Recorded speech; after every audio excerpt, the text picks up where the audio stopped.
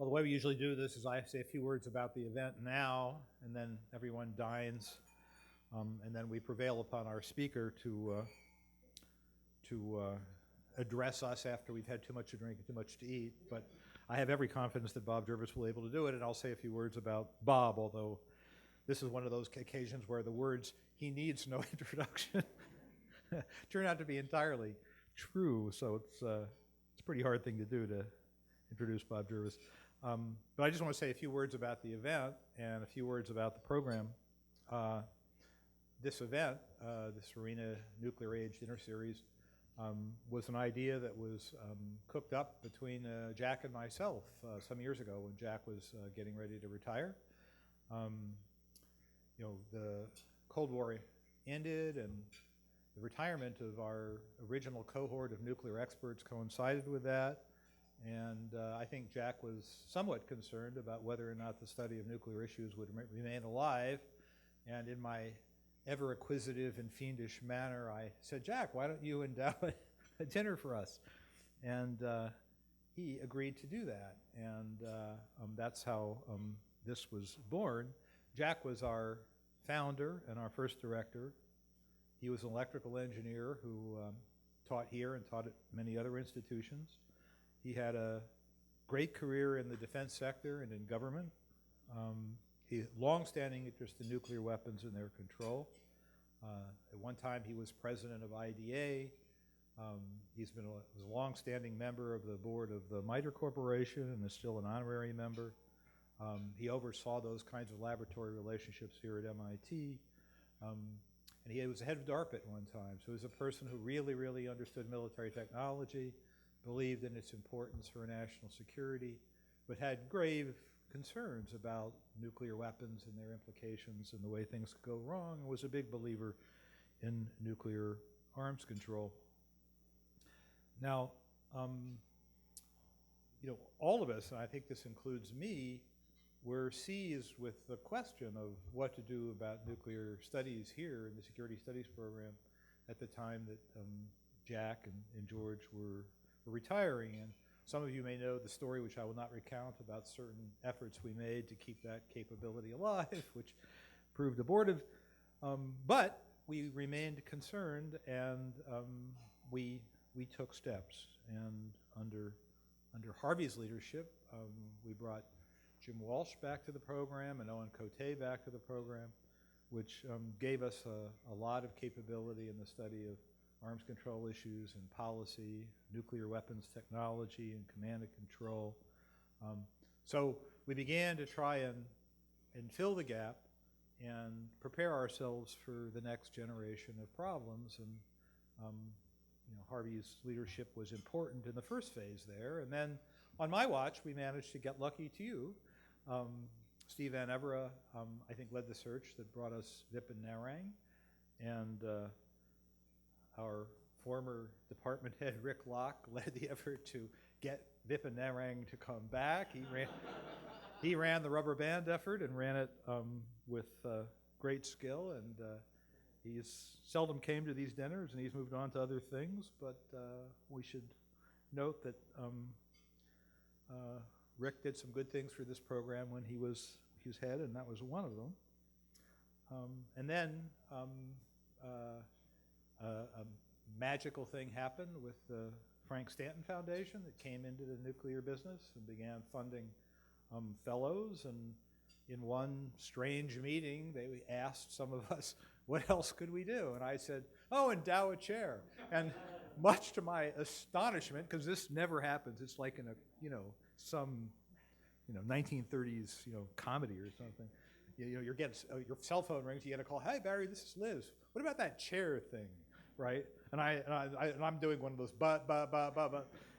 So I thought about that and talked to a few people here, and we managed to put together a coalition to open the door to doing that search. We managed to do that search, and we managed to have success in that search. And I believe this is the first SSP gathering where Frank Gavin joins us as a member of our tribe.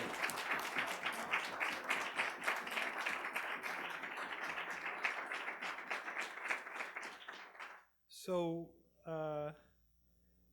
as many of you know, I'm eternally pessimistic, completely incapable of celebrating any moment of achievement, but nevertheless, we have at this second, this moment, I think one of the, maybe the greatest nuclear teams that were ever assembled. I think we cover the waterfront. We cover the waterfront regionally. We cover it from a disciplinary point of view. We cover it methodologically. And this is not something that I did. This is something that this institution, the Security Studies Program, did over several decades, right? We did it intendedly. It required enormous amounts of effort by everybody involved. And it's going to be a great part of this program. It's going to be a great part of this program. And unless the 0 people have more success than I expect, I think this effort here is going to have a long and distinguished, if not happy, at least happy in that mordant Dr. Strangelove kind of way that we all love, happy life. And we expect to have more fellows coming our way from the Stanton Foundation as well. And so this is a moment tonight where obviously we welcome our speaker, and I'll talk a little bit more about him later and his tremendous contributions to the study of nuclear issues.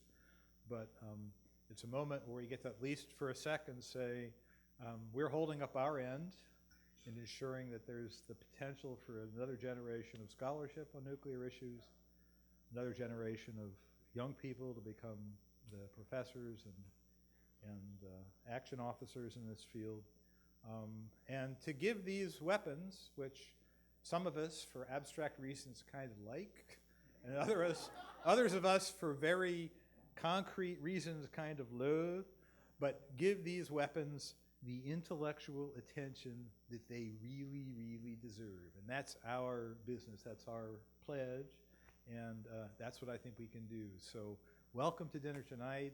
We'll bring you a great sort of dessert in the form of Bob Jervis, but enjoy your meals. Thank you.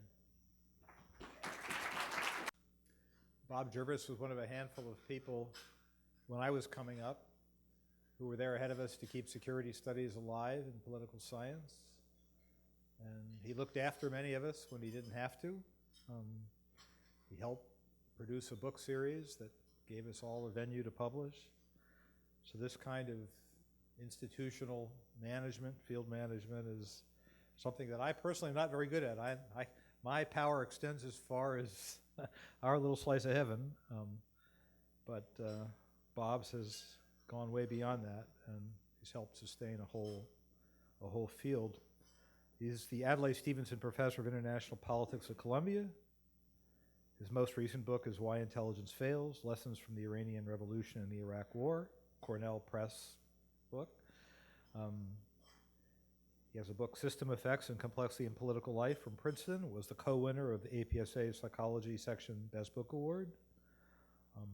Wrote The Meaning of the Nuclear Revolution, which is close to our interest tonight, which won the Gravemeyer Award for Ideas to Improve World Order. He's the author of a book that I've asked many of you to read. We've discussed at great length, Perception and Misperception in International Politics, Princeton book. When I came up, we were all reading The Logic of Images in International Relations. That's a while ago, but I remember poring over that as a Berkeley graduate student. Wrote The Logic of American Nuclear Strategy and American Foreign Policy in the New Era. He was also president of the American Political Science Association in 2000, 2001. I believe I got to visit your suite at that APSA convention, Bob. I don't remember why I was in your suite, but it was pretty cool. It wasn't cool enough to make me want that job, but it was pretty cool, and we appreciate that you did that. He's received a Career Achievement Award from the International Society of Political Psychology, the International Studies Association Security Studies Section, the National Academy of Sciences Triannual Award for Behavioral Sciences in terms of contributions to avoiding nuclear war. He's been a Guggenheim Fellow. He's a member of the American Academy of Arts and Sciences and several other academies.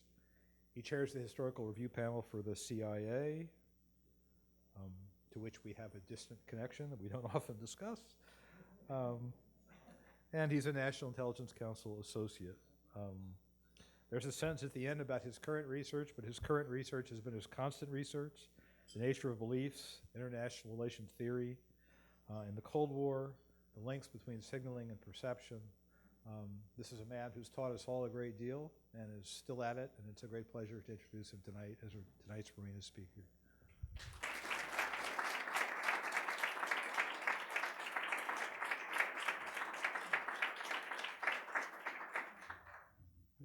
Oh, you're even yeah. Thank you very much, Barry. A very kind introduction, and thank all of you. And you can thank me for not having you out in the snow 3 weeks ago. But it is a great pleasure to be here, to see many old friends, to see also a bright young generation of graduate students, some of whom didn't come to Columbia, and and to see people I've learned so much from. And I do want to say that echo what Barry said about the Security Studies program at MIT, that all of us in the field and the country have benefited enormously from it. That we have an alum as one of my colleagues, and many of them have published in our series, and as I'm sure many of the others will. And this program has been an absolute pillar of our the Security Studies network, and has contributed enormously to our knowledge, and I'm sure will continue to do so. It's also an honor and a pleasure to speak at the Jack Ruina lecture. Unfortunately, probably most of you didn't know Jack. I knew him not only through the MIT connection, but Jack and Edith, his wife, lived around the corner from the house that Kathy, my wife, and I were renting for several years in Cambridge, and we would run into them, all the time, and just found them, were very warm friends and really marvelous people.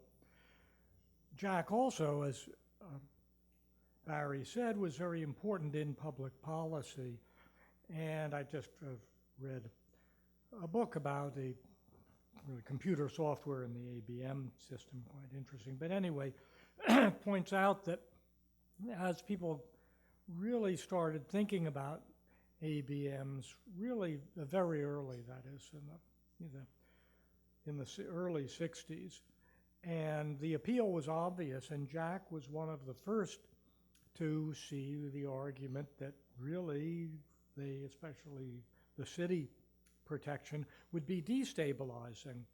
And he wrote a paper, and then it was brought to Harold Brown, who was in a fairly low-level position. He said, gee, that really is brilliant, but it is crazy. I don't know if you really should tell anyone that. And then Andrew Bennett, who, as many of you know, and who was Jack's son-in-law, told me that a year or so later he was at Jack was at Pugwash meeting and explained this, and the Soviet scientist said, are you serious? That's crazy. So that was something the Americans and Russians agreed on. All right, I'll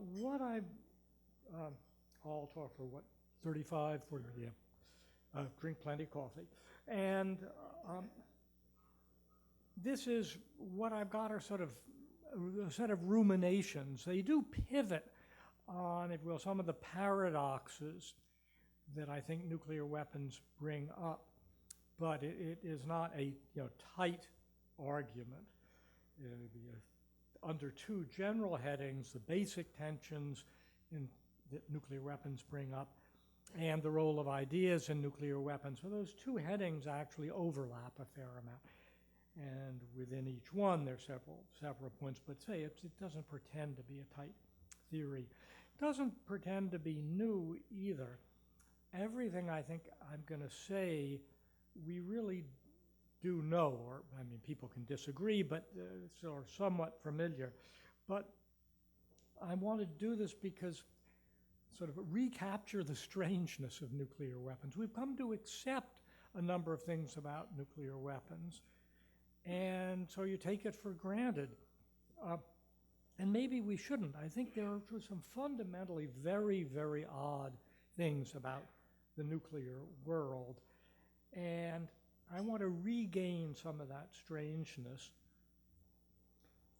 I'm not going to say present any new research, but I do want to say that there is a lot of new work to be done, both theoretically and historically, and Frank put together a marvelous conference in the fall at Texas about that brought together a lot of mostly the younger people. Of course, almost everyone is younger now, even Barry. That I've got more hair though.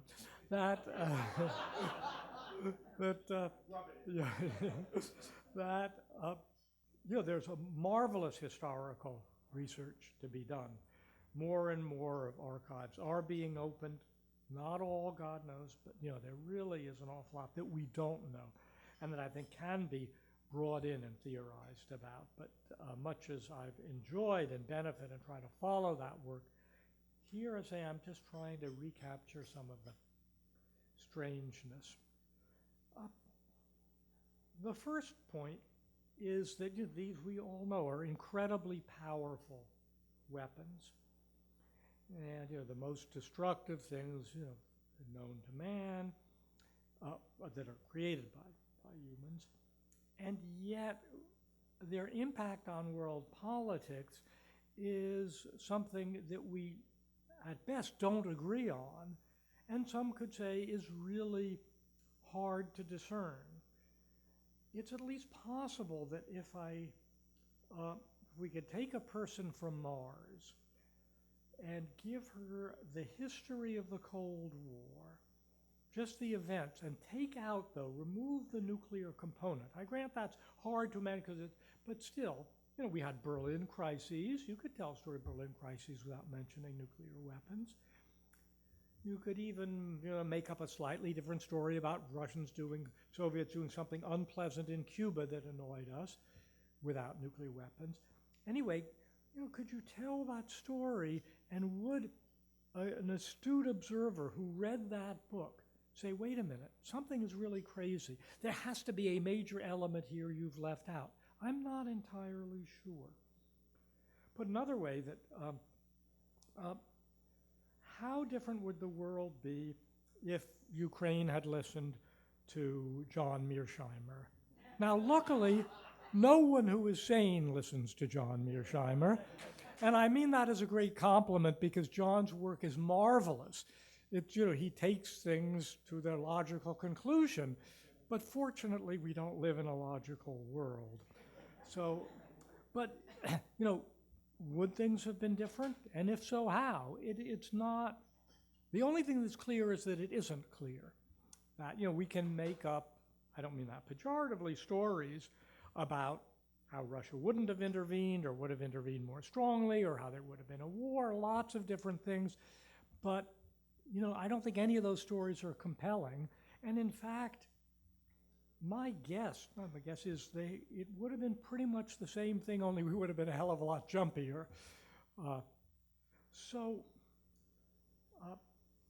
This is sort of bizarre.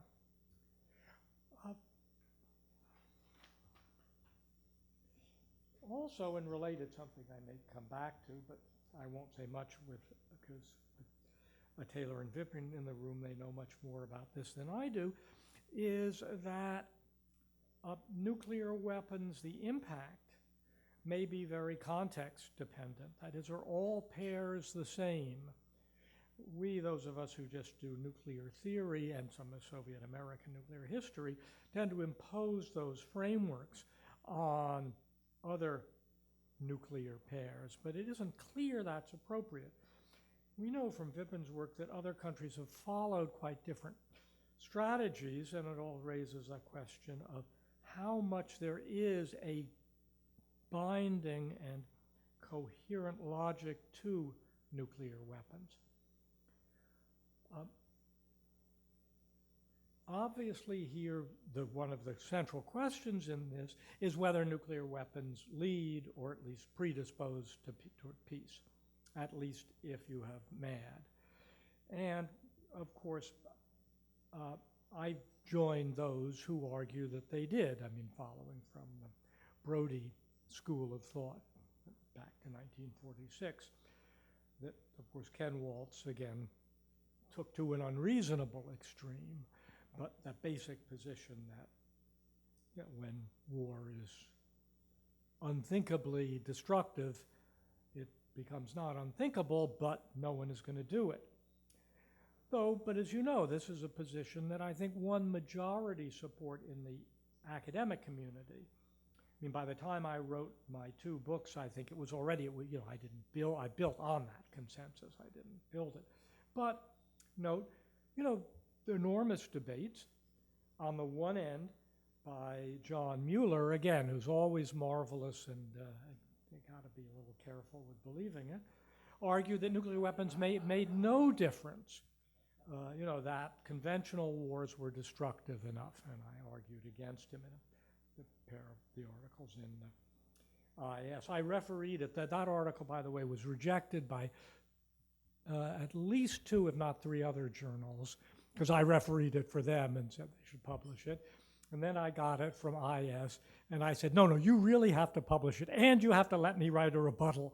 So a somewhat perhaps unprofessional thing to do, but I was glad to do it. So, yes, it did. And on the other hand, of course, you get the view that it made the world much more dangerous, and you get the view that indeed you could fight limited nuclear wars, you know, the basic war fighting Albert Wohlstetter school of thought that said that mutual assured destruction, that sort of stability, provided the room not only to fight conventional wars, stability-instability paradox, but to fight limited nuclear wars as well. So you know, these weapons, they don't have a self-evident impact. Furthermore, to the extent that it does predispose to peace, it does so only by the chance of war. Because if we're really right, we being, you know, the students of Brody, then there isn't going to be a war. It's like 99 bottles of beer on the wall, right? It, like stability, instability, it unravels all the way. So the only way they can bring peace is if we don't really fully believe it. I think that's probably right. But, you know, again, that's what, and I think sort of all of us sort of know that. But it's strange. Okay, a second aspect that's strange is that, of course, we didn't fight any nuclear wars, leaving out, dropping the 2 bombs on Hiroshima and Nagasaki. There was no war, nuclear war. But and there was an American general and a Soviet general were talking about this, obviously, toward the end, but in the Cold War. And the American said something about, isn't it so fortunate, or that none of the wars that have been fought, that we've participated in, have been nuclear wars. Soviet general said, no, they've all been nuclear wars. And I think that's right. I mean, what he's saying is the way in which all those conflicts were conducted were strongly influenced by the fear of nuclear escalation, maybe by the shadow of nuclear in the sense of the nuclear balance, but certainly by the existence and fear of nuclear weapons, and perhaps for other wars in other countries by beliefs about whether countries would be more or less likely even to get nuclear weapons. But again, this is sort of odd about what impact this has. It's related to the question of whether whether the nuclear balance mattered in 2 subcategories. One is whether it matters, again, just assuming 2 countries, if one side has first strike capability. And Mark Trachtenberg, who's taught us so much about this, who always comes up with crazy arguments that sometimes are right, that he makes a pretty good argument. They got started from Steve. He was going to show that Steve was wrong, Steve Van Everen, when Steve talked about the nuclear balance mattering. And Mark said, well, I'm looking at the Korean War, and it clearly doesn't matter. And Mark found, or argued, I mean, found is a little too strong because it's never proof, but still, that American policy did vary during the Korean War as its confidence in its military grew and as the military balance changed with the buildup that started with the Korean War. But also there's a question of if there is mutual second strike capability, then does superiority matter? And again, you'd think after all our knowledge of the history and theorizing, there'd be an answer, but there still isn't, and we still debate that. And so in some ways, I think what the Soviet general said is clearly right. They were all nuclear wars, but we can't figure out how that mattered, and that's sort of strange. Third sort of act of strangeness, again, we take for granted in this room. Here we are talking about war, and there are no uniforms. Well, we're all, ties and that, so that's our uniform. But, there are no uniform. Then there are at least a couple of people in the military. But, we don't have many generals in this room. And most of the expertise on at least theorizing about nuclear weapons, maybe not so much, were developed by civilians. Now, civilians in close contact with real military problems, but civilians as well. Herman Kahn, who I had the pleasure of knowing and working with one summer, he was a real character, but he did not like nuclear war. He liked yanking people's chains. And he did this one time. We had Hudson, big contract from the government. Are there any other? And so the Air Force generals came in and they wanted to know, who was doing what piece. And he went through the group who was. And he said, and the general said, well, who's doing the nuclear strategy part? And he said, oh, Ms. So-and-so. And they said, oh, who is she? And Herman said, oh, she's a housewife. Housewives make the best nuclear strategists. Now, I know that's a joke we shouldn't tell now because we know there are no sex, but anyway, this was long before that. And, it was true that most of the thinking, although not most of the war plans, came out of this, and there was this real change in what constituted expertise on nuclear weapons. A fourth strangeness, paradox a little too strong, but it's strangeness.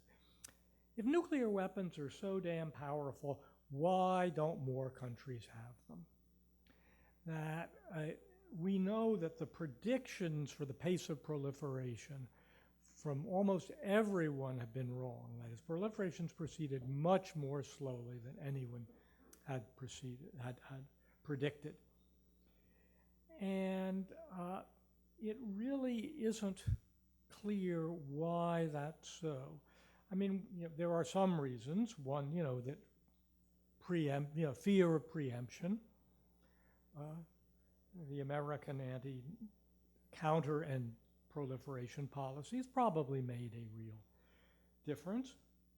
But the other side of that coin is it may have increased the incentives for countries to go nuclear. We can argue, say, the case of Iran, whether how would Iran's program look had the U.S. not thrown its weight around so much, but even if you say the U.S. did act pretty strongly, that does not explain all of it. We should have had more proliferation.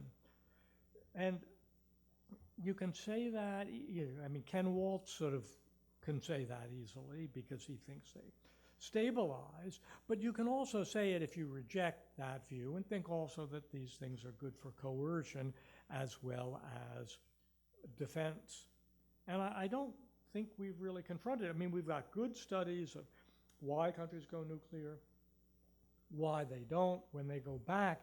But the broad picture is still, I think, confusing.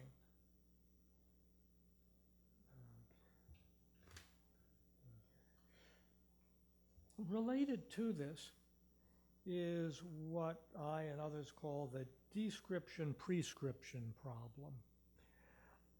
And comes up in a lot of realist thinking, certainly, and comes up in liberal thinking as well, and theorizing. It would come up in constructivist theorizing if we could understand it. But for the realists, I mean, it's someone said, and that Hans Morgenthau spent half his life explaining, the countries follow the national interest, and the other half telling the U.S. that it had damn well better follow the national interest. And that's what I mean.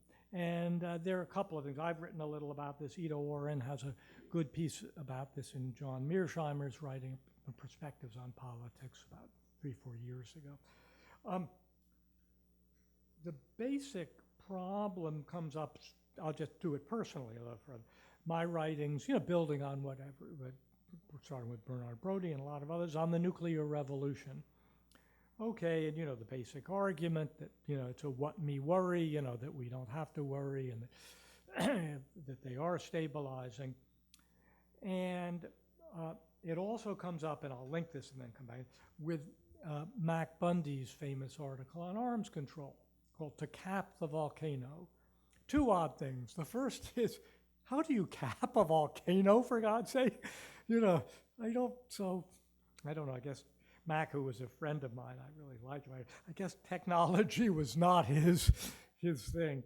But the other thing is, if his theory is right, which is a strong version of nuclear revolution, accidental deterrent, there isn't any volcano to cap, except from domestic politics, because there is no point in matching the other. You got to make sure the other side doesn't get first strike capability, but that is not very hard. It wasn't, the Cold War hard for the US and Soviet Union, hard for North Korea, hard maybe for China, depending, but not hard once you got to the late 60s in the Cold War.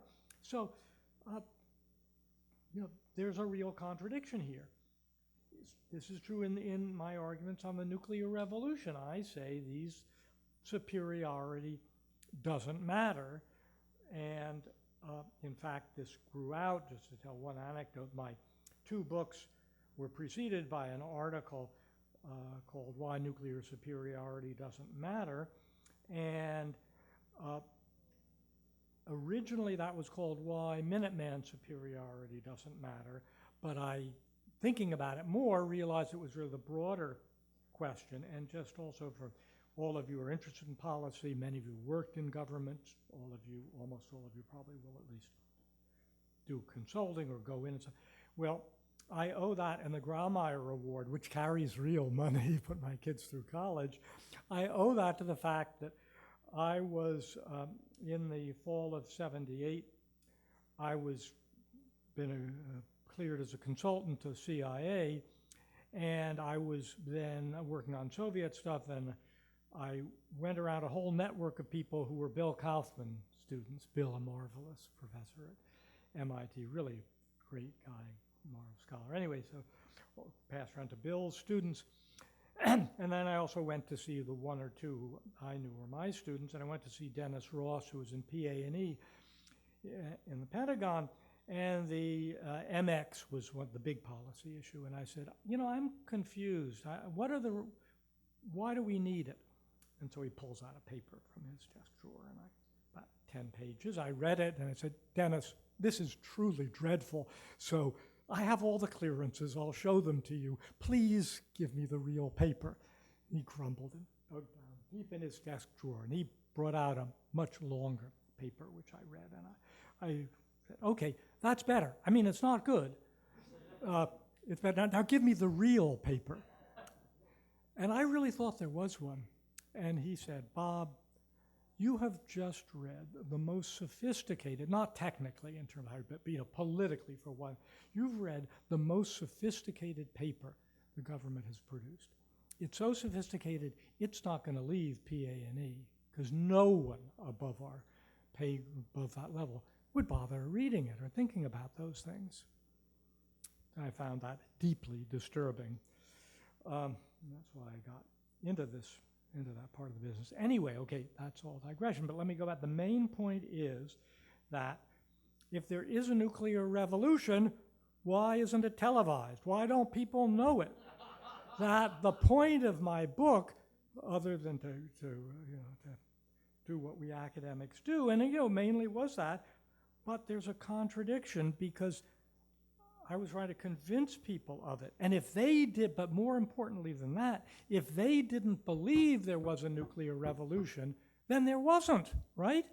Because even though I know I was right, Bernard's argument was all we needed, and we'll elaborate on it, but it's all there. Why, but people just ignored it. And as we know, thanks to work of a large number of people, David Rosenberg and Mark Trachtenberg and many others, some of them that in fact Soviet planning and American planning did not accept the idea of a nuclear, and it didn't completely accept it. There was a lot of planning on basis of various sorts of limited nuclear wars. So this is the description, prescription. If we're right that there was a nuclear revolution, but this really can't explain all of American targeting policy and procurement policy. It may explain crisis behavior, I think it does, but it doesn't explain a lot of what goes on in nuclear weapons.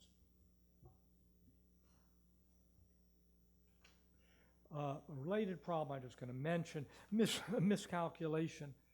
Back to the thing about you need fear to drive this. Once you get toward second strike capability, it's hard to start the war. And you almost need miscalculation as a generator of it. And, but miscalculation, but people are aware of this.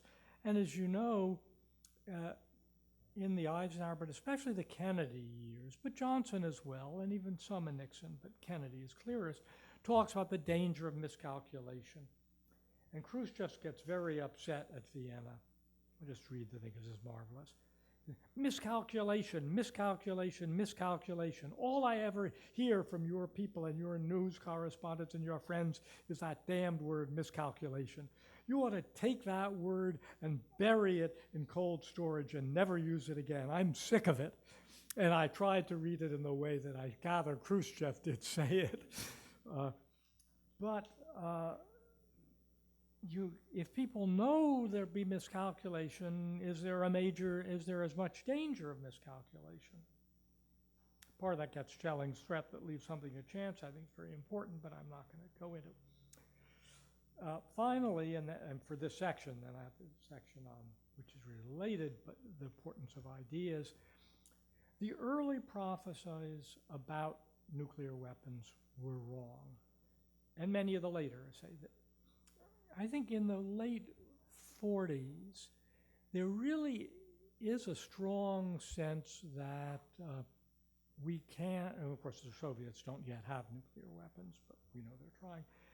This can't go on this way. Either there'll be World War III, or somehow some peaceful settlement. There was real skepticism in the US about the possibilities for a prolonged Cold War. And then, as I said, basically there was also the sense that nuclear weapons would spread. So, we clearly didn't unfold the way we thought it would. All right, the next section is dealing with the fact these things are terribly powerful, but their power is really mediated by ideas. And if you want, what I'm saying can be translated into constructivist terms, but I have no problem seeing it in terms of both psychology and arguments that I talked about in logic of images, but certainly, and a lot of constructivism does overlap much more familiar approaches, but for those of you who may think, wait a minute, he's already poked fun at constructivism and now he's going to use it. I don't consider this heavy constructivism, and I do feel free to use ideas that I poke fun at, after all. What's the point?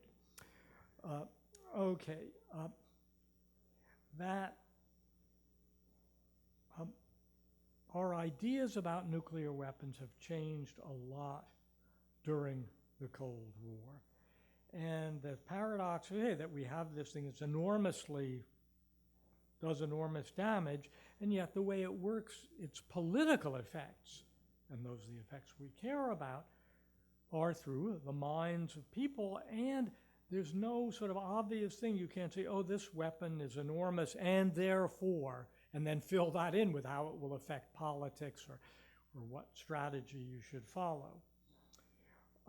And in fact, if you go back and read the minutes of the NSC under Eisenhower, and it's well worth doing it. It's really fascinating. And the minutes are extraordinarily complete because there were two historians who were note takers, and they took almost verbatim notes.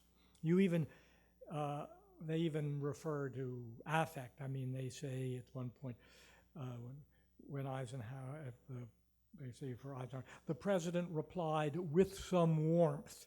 Those of you who know your Eisenhower scholarship know he had a very fierce temper.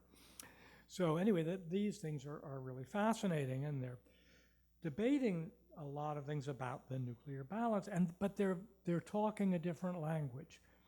The concepts that you learned even as undergraduates, crisis stability, mutual second strike capability, incentives for preemption, the basic arms control, none of that is there in the 50s. That when the arms control, the shift from general and complete disarmament, which everyone gave lip service, we gave lip service, who didn't believe it, didn't think it was possible, to arms control,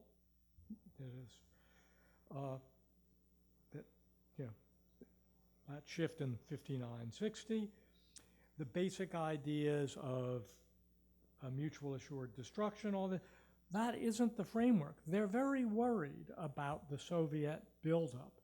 But if you ask exactly what is their worry, are they worried that the Soviets will get parity, or are they worried the Soviets will launch a first strike? It's just intermingled. For us, it's a hopeless mess because their concepts are not the same as ours. And we really should give these minutes to people, freshmen, before we've taught them. They can probably understand them better than we can, because I think their thinking is much more intuitive. They haven't been contaminated by what are now our standard tools. Second thing, and not unrelated, is that, and comes again from Bernard Brody's the statement, that used to be the purpose of weapons was to fight wars. Now it's the purpose to prevent them, and they can have no other useful purpose. That this obviously leads to an enhanced role for credibility. In the good old days, when brute force was possible, you often wanted credibility, but you might not need it because you could take what you wanted. It would be more expensive. But now, obviously, now with nuclear weapons, credibility is indispensable. It is the coin of the realm. Now, we can argue about what that did to American foreign policy and link to the domino theory, and whether both theorists and even more practitioners took a good thing much, much, much too far. But that's not where I want to go with this. Those are all important issues. But the important point for credibility was, again, the role of ideas. It is not inherently obvious what makes threats more credible. In the old days, we say, well, we could say what the hawks in the Cold War did say, that the only threats that were credible were those that we could carry out, implementable options, I think was Harold Brown's phrase, one of the phrases when we were fighting this stuff. But most of us disagreed with that, and I think even the people who said that often disagreed with that. But once you move beyond that, which you really have to when you talk about a world of mutual assured destruction, isn't obvious what does and should lead to credibility. And furthermore, what mattered was not your idea of what was credible, but your idea of what the other fellow thought was credible. Because if we thought a certain posture or policy move enhanced the credibility of our nuclear threat, that would only work if that is the way it were interpreted by the Soviet leaders. So, you get this double role, which is extremely difficult. And again, even in retrospect, it's hard to go back and untangle what did lead to credibility and what didn't. We know that we've got some marvelous cases that Nixon, to try to bludgeon the North Vietnamese and to get the Soviets to bludgeon the North Vietnamese, partly he did his madman theory, borrowed from Dan Ellsberg, but he did not know that, thank heavens. Part of it was to convince the Soviets, that things were tense. And so, as many of you know, in the fall of 1969, he went through he put SAC on alert. And in a way, and tried to, and it was kept secret. And in fact, the first reports by Seymour Hersh, I didn't believe it. This made no sense. But anyway, we had successfully kept it secret. The idea was the Soviets would pick it up because we were doing things that, although the press wouldn't pick up, the Soviets should, and it would show them we were serious. Well, we now know, again, always with quotes around know, but this looks pretty good, that the Soviets, the alert lasted, 6 weeks? Something like that, even a long time. Soviets only picked it up the last week. And then they were convinced it had to do with stuff on the Sino-Soviet tension. So they never really read it right. So this was designed to increase the credibility of our threats, and it had zero impact. And also, you can say it isn't crazy. I mean, all of us who grew up hating Richard Nixon would love to say, oh, well, that was just a Nixonian idea. But no, there were a number of people who thought it would convey, and I think if you asked any of us, would it work, we've said, well, it may do a little something. I think it was not crazy to believe that. On the other end of the spectrum, kind of good friend of many of ours, George Quester, has argued that the Soviets were very impressed when Ronald Reagan fired the air controllers at the beginning of his term. As usual with George, he doesn't have firm evidence, he just has marvelous ideas. Quite plausible. Certainly not implausible that people draw cross-realm inferences in that way. If you'd asked me at the time, I never thought of that till George mentioned it. I don't know which way I'd bet. But the point is that credibility is central, and yet what matters is our theory of their theory of credibility. And this is really difficult. I'll give you a quote. From Kissinger, from the White House years. And again, not crazy. And Kissinger was not a great theorist of international politics, or let alone of nuclear weapons, but this is one of the things he had picked up. And this is from the memoirs. In my view, what seems balanced and safe in a crisis is often the most risky. Gradual escalation tempts the opponent to match every move. What is intended as a show of moderation may be interpreted as irresolution. Reassurance may provide too predictable a checklist, and hence an incentive for waiting, prolonged conditions. In order to terminate a confrontation rapidly, a leader must convey implacability. He must be prepared to escalate rapidly and brutally to a point where the opponent can no longer afford to experiment. Well, I'm right, wrong. We didn't, luckily, we really didn't do much like this in the Cold War, so it's, but could be right. Do we know? I don't think so. Or it could be right with some opponents and not with other opponents. Depends on their ideas. This is also true, of course, of the basic point about nuclear superiority. And again, Kissinger famously said after the signing of SALT I, when a reporter pressed him, what in God's name is nuclear superiority? What can you do with it? But, a view he later retracted.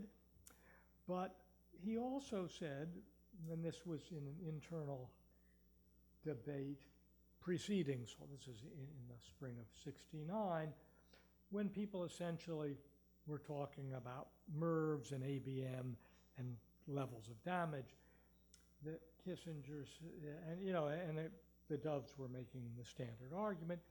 Kissinger said, quote, "I question whether the strength of an American president's resolve in a crisis will be unaffected by the magnitude of Soviet nuclear retaliatory capability." Now that's a little, he said it in meetings, a little imprecise as whether that is meaning once you get above a second strike capability, but I think in the context it was. Now, I could come and say, this is ridiculous, right? Once we know the degree of destruction the Soviets would have in American society, to be, yes, every life matters, but no, it doesn't matter. But Kissinger could come back and say, well, that's what you think, but what you think doesn't matter. And even what the president thinks doesn't matter. What matters is what the Soviets think and what the president thinks the Soviets think. This is granted one of this he thinks that I think, etc. But it really does, it's not a trick. It really is what was central here. And these clearly are things that are very much in the realm of ideas. Let me just mention, without refighting the Vietnam War, that, the argument was we fought in Vietnam so the Soviets wouldn't push us in Western Europe. And many of us thought that was incorrect, that those linkages would not exist, partly because the price we paid in Vietnam, although certainly significant, would pale in terms of the cost of a nuclear war. But whether that argument is right, again, depends on what's in the minds of others. We'll quickly mention some more specific ideas and then try just to take another 5 minutes and wrap up. The first, and really related to the basic thing on nuclear revolution, is what Hans Morgenthau called conventionalization. In an article in the late 50s, which when I read I thought was very foolish when I was in more my hawkish phase. And anyway, the phrase, what it means, and I talk about this in my books on nuclear strategy, but the phrase is really very nice, is Morgenthau argued that American nuclear strategists inappropriately applied the framework of conventional weapons to a nuclear world. And that's another way of saying denying the nuclear revolution, not understanding the difference in brute force and coercion, any number of ways of getting at it. And, but certainly conventionalization, not only that's his idea of others, but it shows, or it summarizes, that if you come at it through thinking that nuclear weapons do not introduce a revolution, you'll end up in a very different place. This is related to the question of escalation, because that also is linked to nuclear superiority, and whether a limited, either a large-scale conventional war in Europe or a limited nuclear war was possible. And obviously we can think about limited nuclear wars not only for the Cold War, but in other places, especially on the subcontinent. And limited nuclear wars are possible, or rather a necessary condition for limited nuclear wars, maybe not sufficient, but necessary, is that people believe that they're possible. If they don't believe they're possible, they can't fight them, because one or both, and you have to know the other side believes that limited nuclear war is possible. Otherwise, no point trying to be limited because you're about to be destroyed, so you might as well go all out yourself and try to reduce damage. So it was really crucial to use Richard Pipe's phrase, to know whether it was true that the Soviets, his articles, how the Soviet Union thinks it could fight and win a nuclear war. And it was really crucial to know whether the Soviets did think they could or not, and if so, how we should cope with it. And so when Gorbachev and Reagan agreed that, quote, a nuclear war cannot be won and must never be fought, that statement itself is very consequential, because it means you can't have limited nuclear wars. It goes back to the first thing, that we're not going to have a nuclear war, and brings up the paradox of, do you need to invigorate that with fears? This is also related, though, the importance of thinking about nuclear weapons, not only for us as academics, but for the everyday life and the policymakers, is that we spent a lot of time during the SALT talks trying to educate the Soviets on the truth about nuclear weapons. My understanding is much of the first year was devoted to that. And certainly we know, back to ABMs, the Glasgow Summit, Kosygin and Johnson, at lunch, McNamara was sitting on the other side of Kosygin, and Johnson said to Kosygin, now, Secretary of Defense was going to talk to you about ABM, and McNamara tried to explain why they were destabilizing, something that Kosygin at the time did not accept. But the point is, this idea of the importance of educating the adversary about the truths of nuclear weapons, I think was important, and I'm not saying we were foolish to do it, but it's very odd. In World War II, in the 30s, there were discussions of disarmament and arms limitations, very important ones. But they didn't spend a lot of time educating, because you didn't need to. But here, your view of nuclear weapons was really central to the whole, to what was going on.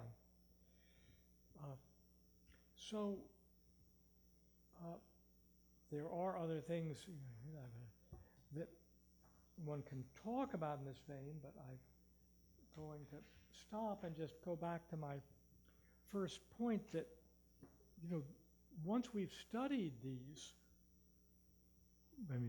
studied the literature, even some of what happens in a crisis, we tend to take a lot of things for granted. But really, the nuclear world, for better and for worse, is really a strange one.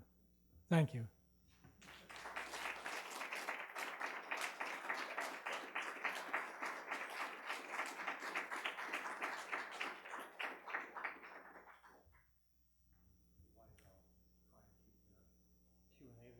Okay, yes, why don't you? I'm just going to get. Yeah, go ahead, get your water. And we'll go till 9:30 if you. Sure. Could you put your hands up and leave them up, please?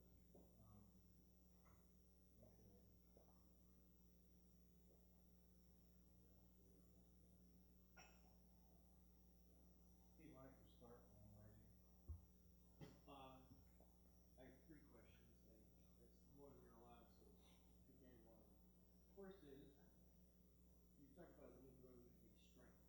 Yeah. Is it a good thing or a bad thing? Can you synthesize, add it up, give us the bottom line, how you think this revolution is affected nuclear power? I think your comment that it raises the cost of war and therefore drives down the odds is a very indeterminate answer. Okay, well, fewer wars, but if you have them, why not? I think you tell us where we come down on it. What do you think? Second, what is the effect of the nuclear revolution on another idea you've written very importantly about, which is the security bloc? You didn't bring it up tonight, but your writing suggests you think that the problem of the security dilemma is a fundamental driver of conflict in the world. Where do you come down on the impact of the nuclear revolution on that? You've written a little bit about that. Yeah. Your remarks in your book, Nuclear Revolution, you didn't say one. Yeah, yeah, sure. And third, dissertations are neat on this subject. What dissertations would you like to see written that will elucidate us further on the impact of the revolution or on other aspects of it? What research? Yeah, three, not surprising, good questions. I'm on the first question, I am ambivalent or schizophrenic. I do, it was running a risk. Now, in the Cold War, we got away with it. We and the Soviets. Part of the question might be, well, was it a really close-run thing? And I think not terribly. Even in the Cuban Missile Crisis, I think there still was a significant margin for error that we didn't use up. But, we know, very scary, Soviets having tactical nuclear weapons in Cuba, which, by the way, we knew about, but didn't pay any attention to. Sort of bizarre, I can't explain that. But we did know about it, and by at least the last few days. But I still think that, in a way, people being sensible would have prevailed. And I'm not as sure what would have happened without nuclear weapons. So on balance, I think that it was good. I also think, this is more of a stretch, and I hadn't thought about much, that it helped drive home the notion that large wars are really bad things and you just don't want them. Now, it didn't drive out large wars. You think of the Iran-Iraq war and Ethiopia-Eritrea, which we didn't pay much attention to, but actually had to produce pretty big butcher bill. But I think it may have contributed to the sense, not only in the U.S. and in what's now Russia, and certainly Western Europe, but I think even other countries, it may have contributed to a delegitimating of war. Now, World War I and World War II went a long way toward doing that, but I think this may have helped as well. Nuclear revolution and the security dilemma. Yeah, you're right. I did that. There's a little implicitly in that in the offense, the cooperation or the security dilemma. When I say, a world with both sides having SLBMs is doubly safe, defense dominant, you can discriminate offense from defense. This is assuming no ASW. Little things you learn from history. Little did we know how good American ASW is. And by the way, we still don't know how good American ASW was in the Cold War. This was still extraordinarily tightly held. Very little declassified about that I know of.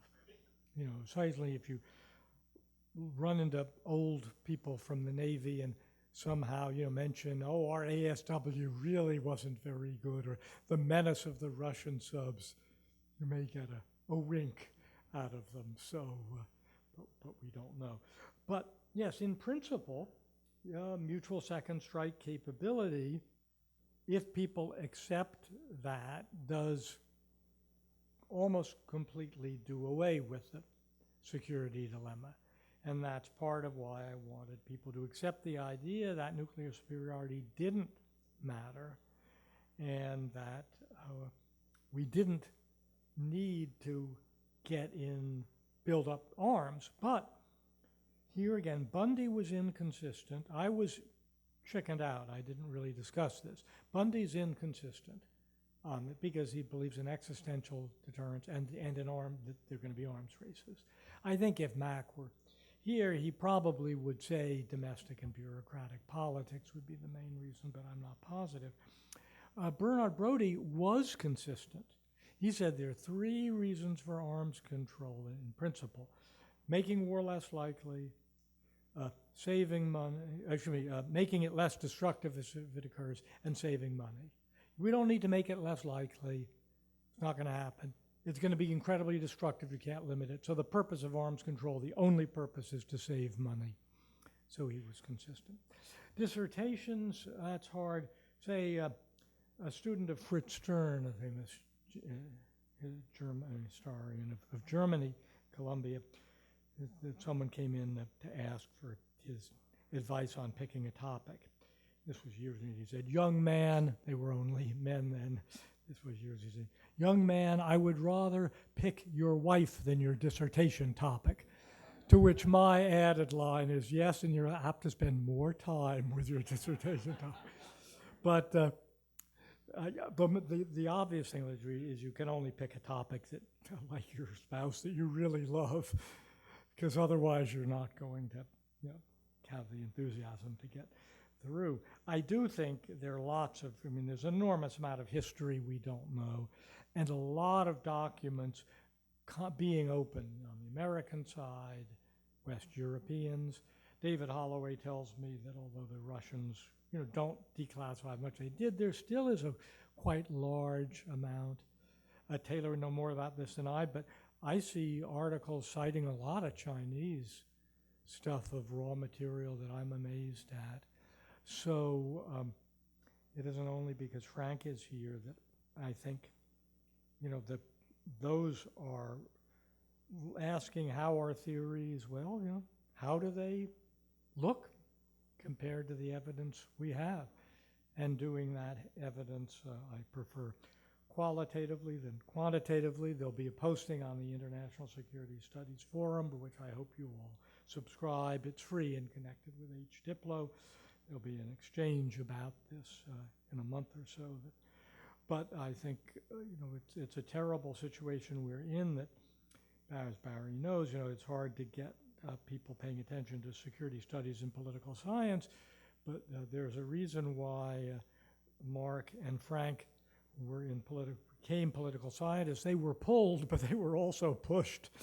So it's a terrible shame that we don't have really good historical research being done by our colleagues in history, and we have to learn to do it, but there are just an enormous number of things there to be learned.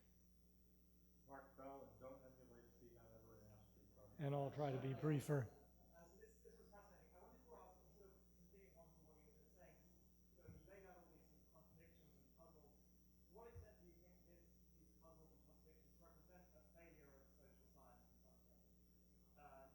And to what extent is it feasible for us to do better in the future, and to what extent do we just have to accept this as something inherent in these weapons that just produces these very contradictory and muddled effects? Yeah. More the latter than the former.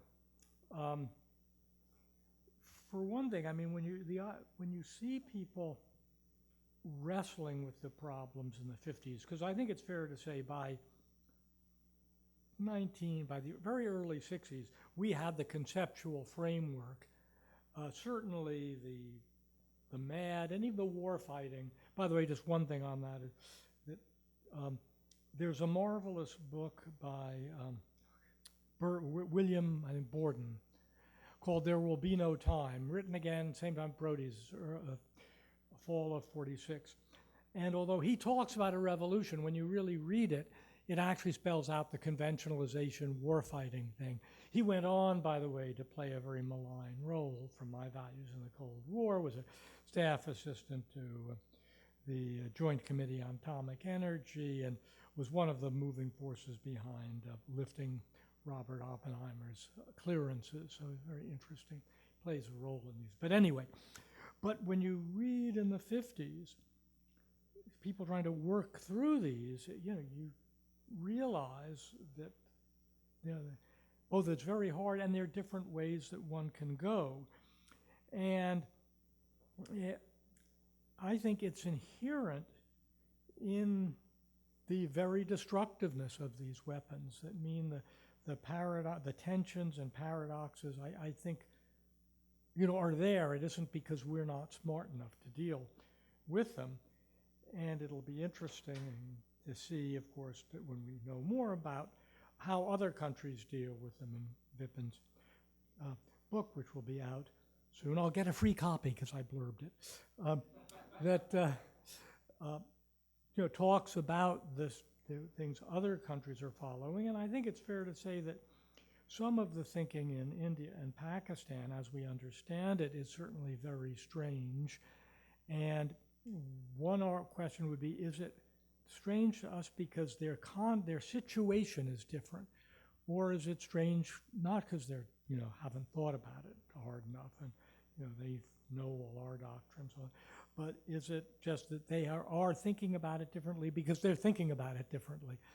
And I tend to think there is a lot to the latter. So no, I don't think this is I think the strangeness is in the world. What's your opinion of the utility of the concept of cosmic? Well, that's a long story. I will refer you, I have an obscure article that luckily will be less obscure when I have it reprinted in a book I'm doing on signaling and perception, and it's in a book called Political Psychology, edited by Kirsten Monroe. And you can find it. If you can't, send me an email, I'll send a PDF. I'm ambivalent that some of you may, and I'll make this short, it is why I do partly a whole course that talks about this. My first book, The Logic of Images, dealt with the fundamental question of what is valid evidence about a state's intentions or motives, as Charlie Glazier would call it, motives. Let me put aside the different motives and intentions. Because a lot of things you can think of, for instance, like fighting in Vietnam, you might argue, well, a country that's bluffing might fight in Vietnam because horrible as the war was, if it saved us a nuclear war and saved Western Europe, it was worth it. Anyway, so I made a distinction there between signals, which are things established by convention, and indices, which I said were inherently linked to the characteristic under display. I'm not sure that's quite right, but Mike Spence, who was a student of Tom Schelling's, and I was working with Tom well, it should have been a postdoc, but something happened. It took 2 years longer to do my dissertation. Anyway, but so Tom gave Mike my dissertation, and you know, he took the concepts and he explained it, and did it a slightly different way. Concept of costly signals overlap is partly my indices, but it isn't only that. I think it has some use, but it has a number of major problems. And I think a lot of people in the profession have done their normal lemming-like following of economists. Now, we know they're paid more than we are, but that doesn't mean that we should necessarily emulate them. And the costly signaling works in Mike's context of the labor market. And although I could say it's an index, and it works in some of ours, but a lot of problems in this area where the interactions are non-routine, and the relationship between the behavior and what you're inferring is heavily mediated by theories that are not agreed upon by all people involved. On the other hand, it is true, and in the Logic of Images I talk some about this, that there can be things one can do logically that are costly that do give added credibility to what you're doing, and I've found some cases where I think that's true. I think it has to be handled with a good deal more care than a lot of the people who just have followed the economists say. Ryan Haggerty? Thank you. So could you say something about, in thinking about the problems of nuclear weapons in conjunction with the issue of belief that you raised, the question to me is or the concern that I have is just how far down these belief assessments go, how flexible and subject to conceptual variance beliefs about Yeah. nuclear weapons are. Could you bound this for us? Just how far down? Is there a fundamental logic to nuclear weapons where the beliefs have to basically stop? Yeah. Where you can't sort of mess around anymore? Yeah. And specifically whether you think there's any room to muck around with it even stop. Well, one thing, and that, I'm glad you asked, it reminds me of a very good article written by George Quester, Jesus, when was it? Over 40 years ago, probably, in Journal of Conflict Resolution. And the title is On Real and Pretended Nuclear Doctrines. He was not tackling what you're saying head on, but what he was saying, quite clever and actually makes some sense, said you can look at the doctrines states have avowed, and it was really U.S. and Soviet Union, I think it was before, maybe China, because it may have been in the early, may have been after the Chinese test, I'm not sure. And he said that when a country doesn't have nuclear weapons, it says, oh, you know, they don't make that much difference. Stalin's what permanent operating features. Nuclear weapons are not really that much. Then, however, when they get a few, they say, they're the total equalizer. Especially they say that countries don't have them. And then when it gets an effective second strike capability, they have a different doctrine. And he's saying that, again, without evidence, but doesn't stop most of us, that these are pretended. The implication is, and I think for Stalin, it was right, that, you know, we know after even Truman said at Potsdam that we had this weapon and Stalin knew it was the atomic bomb, you know, he went back and said these are very powerful weapons and we must have them. So that probably, and I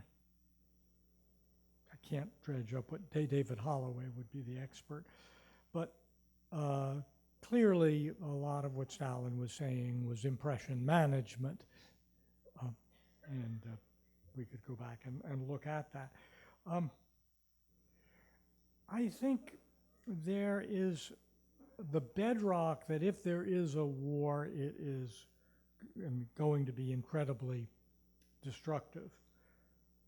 But I think, you know, on whether the war could be kept limited, you know, I don't think that's a bedrock. And in fact, as again, we know variants of the stability-instability paradox, and you can apply them at, you know, various levels up, and we see that again in the subcontinent, that there is, I think, no one believes that the T.K. Jones line in the Cold War, you know, with enough shovels we're going to be all right.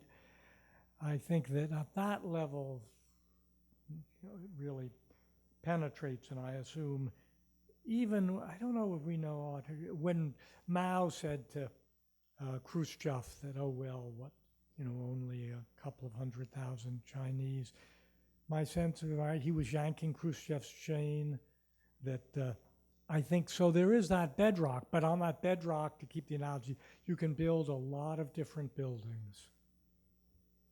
I'm going to take Roger here and follow up and ask you, you've been around a lot, and I think you may have spoken to real operators. What do you think the operators believe? Because I don't think the operators ever believed in limited nuclear. I agree. Either side. I don't think they believed it. I don't think they would have briefed it. I don't think they would have supported it. I don't think they would have approved it. I think they would have told you, you get one shot, one bite at the apple, and if you take the bite first, you do better. Yep. But but I'm not gonna promise you a pretty outcome. You do better, maybe a lot better. Yeah. But but not good. I mean, after the mid-60s, I think, yeah, it's a very important thing, and again, or partly maybe for the, not, maybe I'm wrong. well, let me say, first, I don't know. I think you're absolutely right. Let me do two things on it. One is that no, that the basic point is in the I think there's probably parallels between the U.S. and Soviet level by level. But let me go through the American side. That at, we had for much of the Cold War, we had the declaratory policy, really of assured destruction. I mean, most clearly under McNamara, but even when Schlesinger and Kissinger brought limited options and made it public, a lot of the rhetoric was still, assured destruction. But decision makers were never comfortable with that.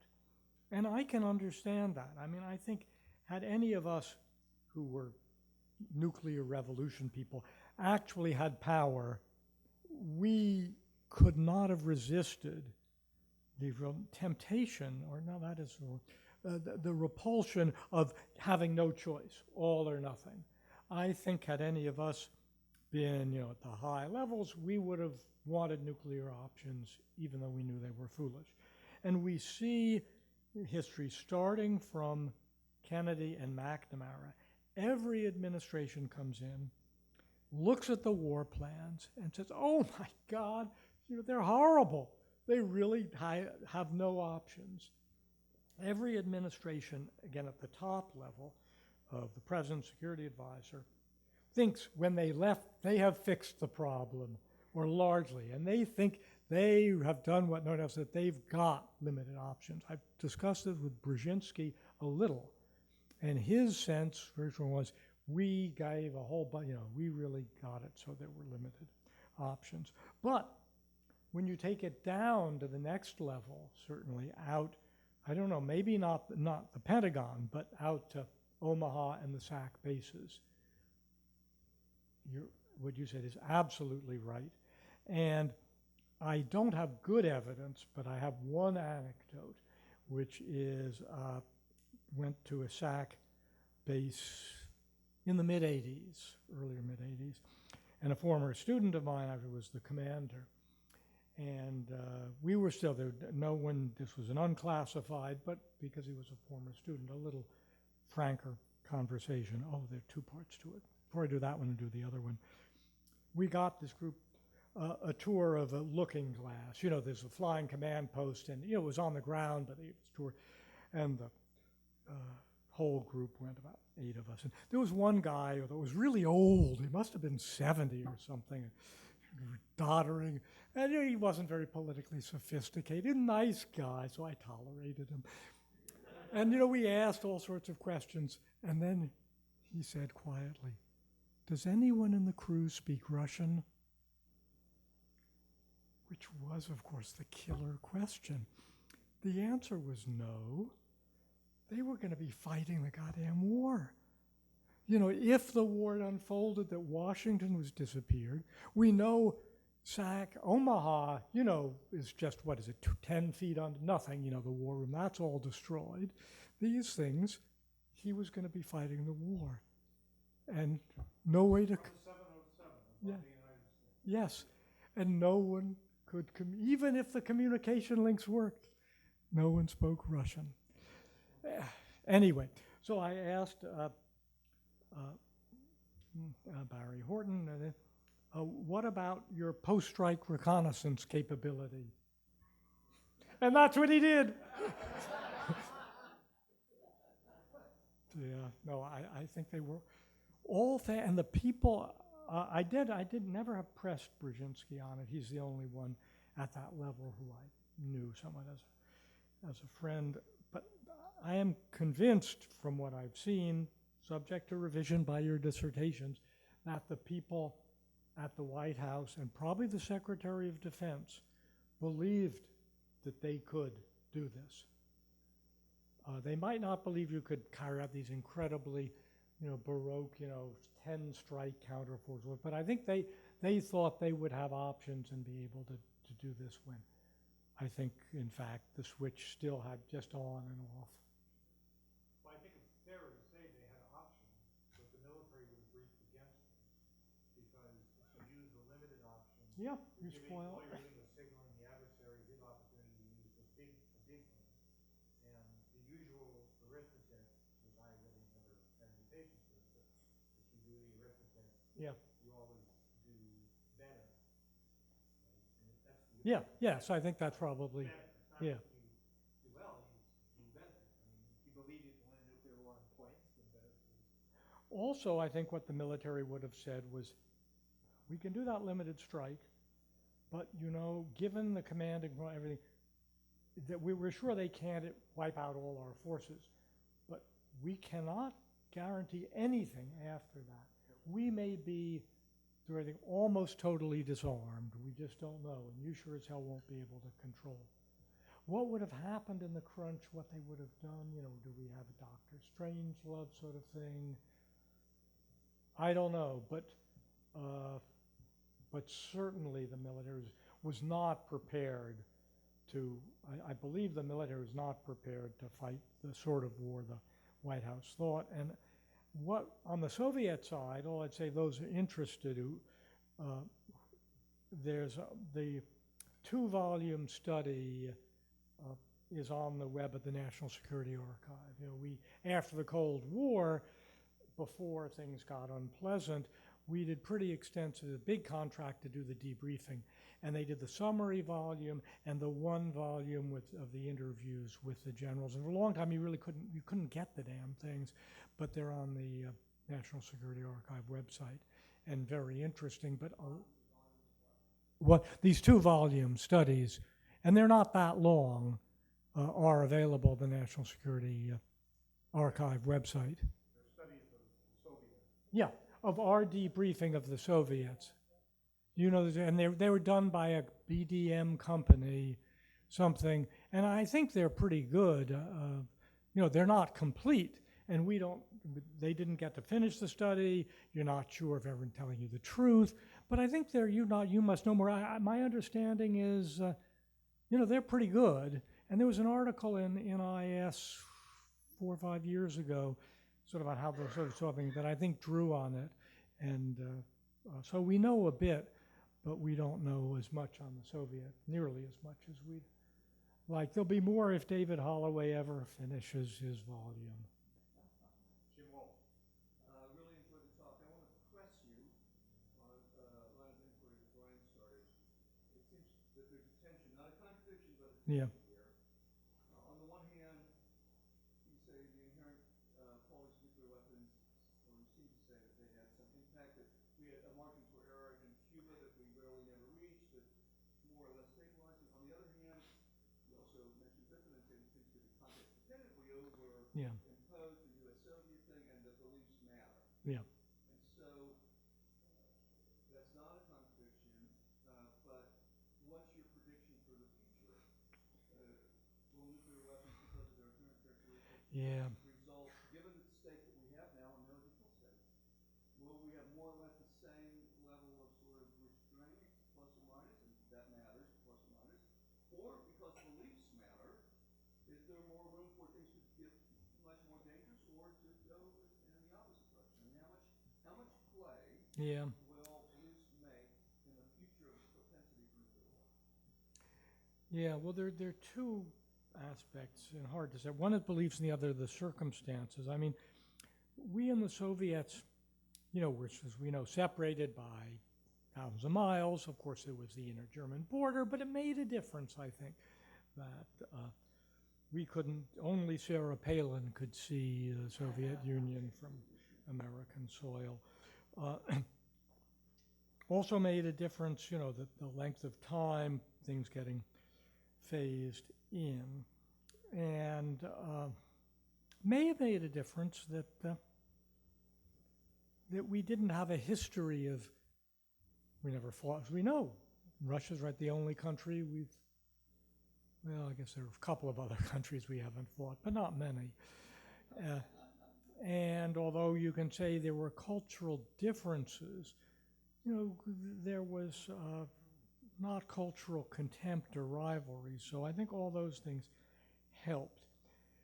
In some of the other, and the other thing that helped on ideas is that we didn't know how dangerous things might have been. I mean, Wallstetter, of course, in the Basing study, says the balance of terror is delicate. Now, he says that because he doesn't know how good American intelligence is on the Soviet Union. The Soviets could never have launched a surprise attack in the 50s. Curtis LeMay knew that, and even the people that ran with very high clearances did not know about that. And Austin Long, one of your alums who is my colleague, has a paper, I guess with Josh Rovner, I think it was very good.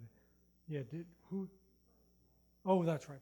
And, in that he gave at I think your conference, and that they're working up for publication, about how one's views about various nuclear things depended in part on how much you knew about American intelligence and surveillance capabilities. It's a very interesting argument.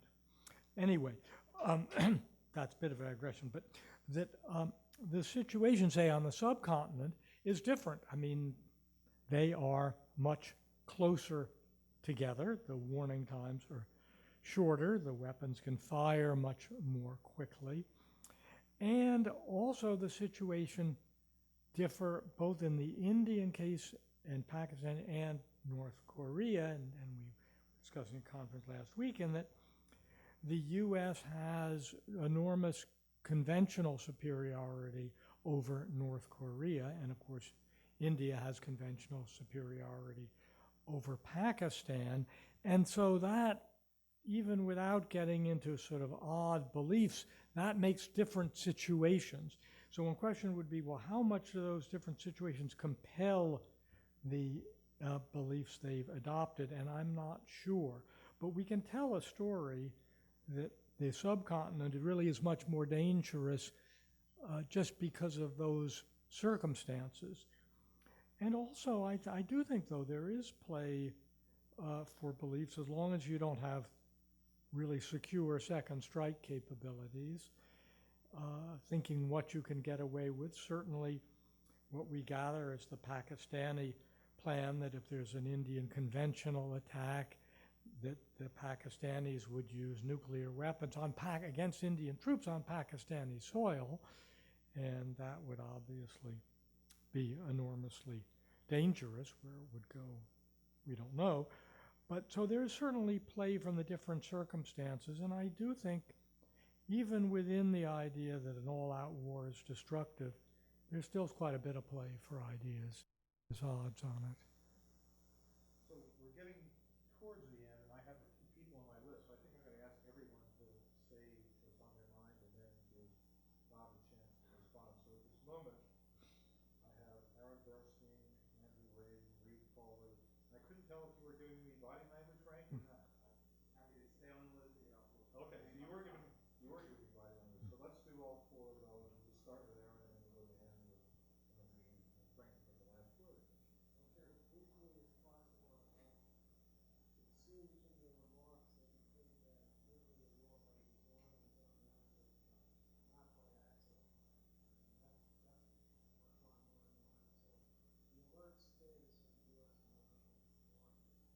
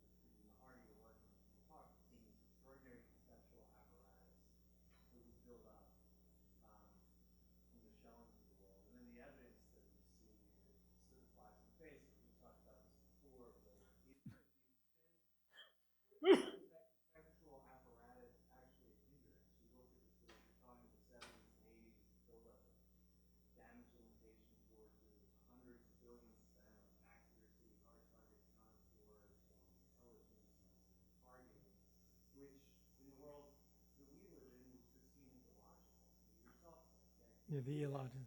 Did that conceptual apparatus, did that turn out to be more of a burden to the blindness to what was actually known and what the scholars could do? They're all interesting points. Now, on the accidents, there's a recent book, can't remember the title. I think it may be called the Damascus Incident because it's about the fire and explosion in a Titan silo in Arkansas. And I've done a review of it, and it's got a fair amount of public play. The guy was a journalist who hadn't written on nuclear things before, but really has had a lot in there. And these are not only the things Scott Sagan talked about, but the really more things catching on fire. And it's quite, in the end, you know, he says we were very close, and one point I raise is, I don't, how do we ever prove that? You can't.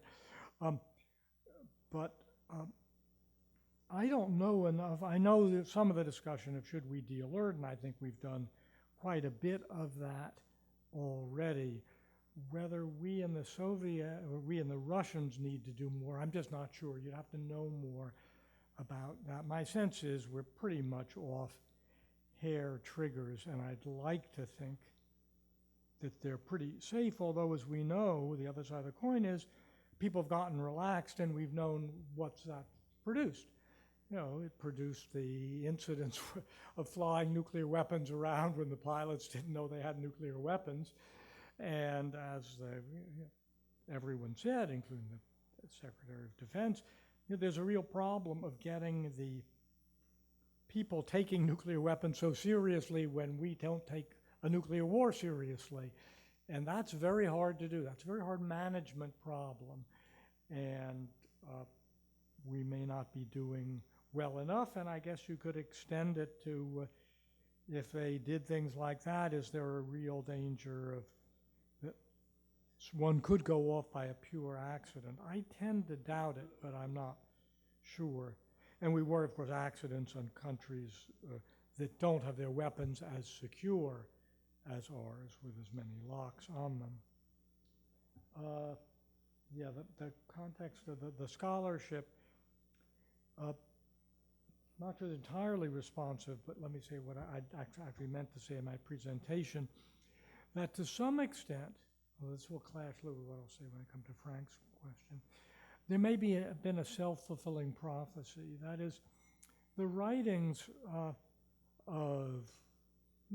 Schelling and you know, particularly, but all that whole school of thought was really quite compelling, intellectually compelling. It did not fully guide policy, and Schelling himself had an article, it was in the 70s, saying what happened to arms control, because the basic contribution to arms control was saying it isn't numbers that matter, it's stability, crisis stability and arms race stability. But what happened really by the late 70s is the shift became to numbers, and Schelling decries that. But still there is a degree to which the conceptual apparatus, I think, was permeated the atmosphere. Even ideas that are really alien to decision makers, the whole notion of commitment, which is so crucial to, you know, Schelling-esque strategies. You know, decision makers want to keep their options open. I think, though, to some extent, that what Schelling said was a self-fulfilling prophecy, not completely. So I'll come back to that. But there was an extent to which I think the theorizing did affect policy much more than any other realm I can think of. On the norm and the taboo, first, there is no taboo. People, in the real sense, people don't sit around talking about sleeping with their sister or brother. And people did sit around talking about using nuclear weapons. Bundy, in his book, said there were no discussions of use of nuclear weapons in the Oval Office. I think he knew that was wrong. I think he wanted people to believe that because he thought that would make a safer world. But it's just not true. It's clear that's not true. Nixon partly talked about it with Kissinger, I think, to yank Kissinger's chain. The famous thing on Vietnam, I'll think about nuclear weapons, Henry. I think this is Nixon being Nixon. I don't think this was serious. I think I don't see this as a taboo. I think it is the understanding that these things are enormously violent and that the chance of retaliation in the nuclear pairs is very high. And I think, although maybe there'd be a second order taboo, I think any country that used a nuclear weapon against a non-nuclear country is going to suffer a large price internationally. That's not quite the same as a taboo, but I guess it's fair to say it's a second order because the price is other countries' horror that someone would do that. Is it changing? Well, my hope is that if we could keep Iran out of the nuclear business, nuclear weapons business, which I think in principle is possible. Wouldn't bet on us being able to pull off the agreement, but I think in principle that's possible. And if we can keep a lid on the North Korean program, not get them out of the game, and they're not going to, but do something so that the program doesn't grow, then I think with luck, there's no more proliferation, except maybe for Ukraine, depending what happens. And I don't know if that so much is reinforcing the taboo, but sort of at least putting them far to the background in international politics. Would it be resilient? Again, tell a story that Herman Kahn told. And he said, if there were a nuclear exchange, and he's saying this early before those limited nuclear options becomes as much a big deal, what would happen is the American president would send the Soviet First Secretary a copy of famous book by Clark and Sohn, famous international lawyers, World Peace Through World Law. And the note would say, don't read this book. You won't like it any more than I did. Just sign right under where I signed because it's the only alternative. So, what would happen with one use might, we don't know, but it was interesting that, that Kahn's thing is not crazy. Okay, and the Frank's point, that on the one hand, I do think there were elements of self-fulfilling prophecy. On the other hand, the policy went in a very, a totally different way, not totally, but largely different way, that from where the academic theorizing was, made no sense. And that doesn't mean the academic theorizing was wrong. No, I think it did mean, as I said to Barry, and this came up, I think, when I commented, on your book in the ISF, that it looks different if you're in position of power, that foregoing attempts at damage limitation looks to be highly irresponsible. And we can say, no, it's just conforming to the logic of these weapons. But I think, decision makers, understandably, just can't accept that. So maybe we're always going to have this gap between when we work through the logic, it looks like, and what it looks like when you get there. And that's even true. Jimmy Carter, right, came in with wanting to reduce fall, and he ended up being, partly persuaded, but not coerced, to, move very much in the warfighting direction. And, the pressures of the office really are severe. I'd like to say at this moment in the evening, all that remains for us to thank our speaker, Robert Jervis. Thank you.